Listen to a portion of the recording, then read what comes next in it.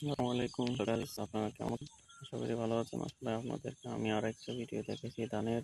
তো আমার ইউটিউব নতুন চ্যানেল, তো আশা করি আপনারা বেশি বেশি করে সাবস্ক্রাইব করবেন, লাইক কমেন্ট করবেন। তো আপনাদের কাছে একটা ভিডিও দেখাচ্ছি যে আমার পিছনের যে ক্যামেরাটা আছে ধানের।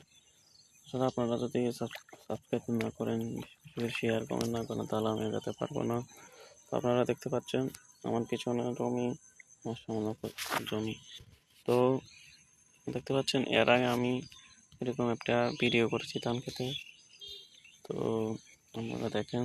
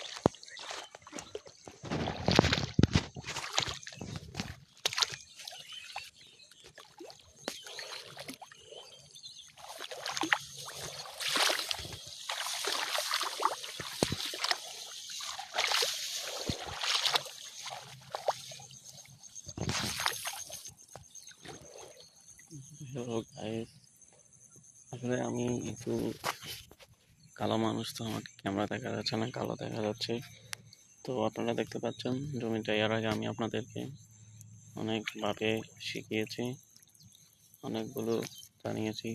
তো আসলে ফসলের কীটনাশক ব্যবহার করার পর, জমি পরিষ্কার করার পর, তারপরে এখন দেখতে পাচ্ছেন আপনারা ধান।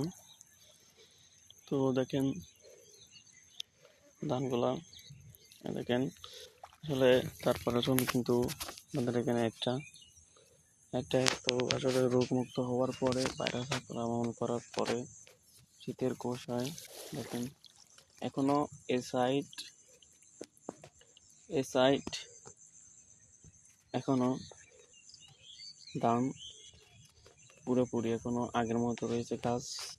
তো আর এ সাইড আপনারা দেখেন, এ সাইড আপনার ধানের ধানের ফুল হয়ে গেছে, দেখতে পাচ্ছেন। আর এ সাইড অনেক লম্বাও ধান গাছ। তো দেখেন, আর এপাশ তো দেখেন আসলে এ সাইডে লম্বা ওইটুকু ঠিক আছে, আর লম্বা এ সাইডও ঠিক আছে। তো আসলে এগুলা সার কীটনাশক সবগুলো ব্যবহার করার পরে এখন জমির কিছুটা পুরোপুরি উন্নত হয়েছে। তো আশা করি ফসলটা ভালো হবে। তো আপনাদের উদ্দেশ্যে বা ভিডিও যদি ভুল টুল হয়ে থাকে ক্ষমা দৃষ্টিতে দেখবেন। আসলে আমি নতুন ইউটিউবার, তো আমার চ্যানেলটা ভালো করে সাবস্ক্রাইব করবেন। আপনাদের কিছু কথা বলে আমি ভিডিওটা বেশি লং করবো না, ছোটো করবো। আসলে আপনারা যদি কৃষিকাজ করতে চান বা আপনাদের মনে আকৃতি মিনতি থাকে, তাহলে কীভাবে কৃষিকাজ করবো, কীভাবে এটা করবো, জমিতে ধান লাগাবো।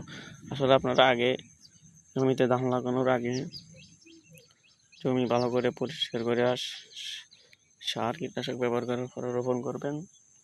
তারপর রোপণ করার পরে আবার কয়েকদিন পর এগুলা পরিষ্কার করবেন। ধান ফসলের আগাছা পরিষ্কার করে আবার সার ব্যবহার করবেন। তারপরে এভাবে ধানের পরিচর্যা করবেন। ধানে কীভাবে হইতেছে, মানে পরিবর্তন হইতেছে না হইতেছে, এগুলা দেখতে হবে। এরপর আবার মাঝামাঝি অবস্থায় আবার কীটনাশক ব্যবহার করতে হবে। এরপর দেখবেন ইনশাল্লাহ জমি সুন্দরভাবে পরিপূর্ণ হবে। দেখতে পাচ্ছেন, আপনাদেরকে দেখে আমি আমাদের জমি আসলে এখন মধ্যখানে কিছু নাই, জমি এখন 2টা হয়ে গেছে।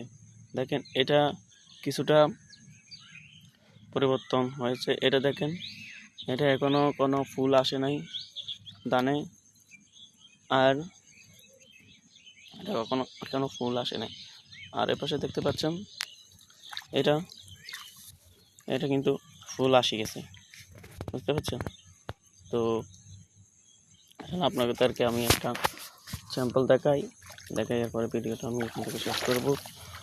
আপনাদের দেখাই, দেখেন এই ধানটা এই ধানটা এই ধানটা এই ধান গাছটা আপনার অনেক অনেক গাহ, বুঝছেন?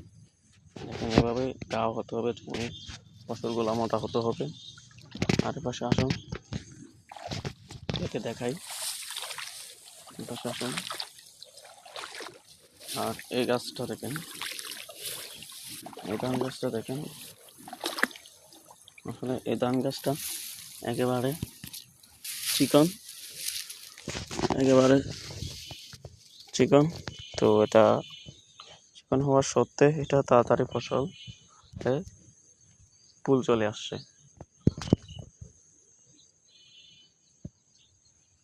ফুল চলে আসছে, আসলে আবার বেশি কীটনাশক ব্যবহার করবেন না, তাহলে ধান গাছ মোটা হয়ে যাবে।